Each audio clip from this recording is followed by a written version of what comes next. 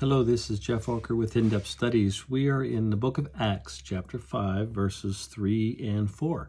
This is the account of Ananias and Sapphira.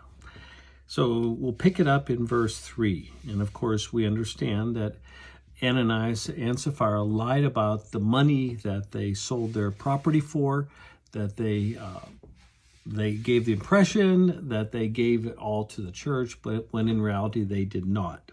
So pick it up in verse 3. Then Peter said, Ananias, how is it that Satan has so filled your heart that you have lied to the Holy Spirit and have kept for yourself some of the money you received for the land? Didn't it belong to you before it was sold? And after it was sold, wasn't the money at your disposal?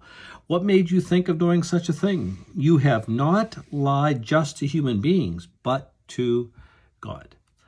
Now, this is, there's a fair bit going on here. One, just in the matter of giving, is that they were not obligated, once they sold the property, they were not obligated to give any to the church. Of course, the tithe is an old covenant law with Israel, part of the Mosaic law.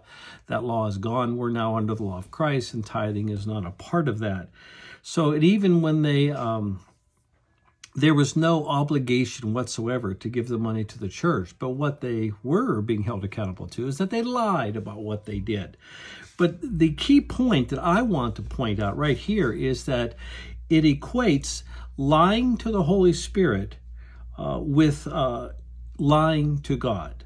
And this is one, at least from my point of view, one of the clearest places where it clearly describes the Holy Spirit as God. Of course, he's the third person of the Trinity, the Father, Son, Holy Spirit. He's a person, and he brings to pass God's plan. The Father, as it were, plans, the Son redeems, and the Holy Spirit causes things to happen. So this is the work of the Holy Spirit, and he is God.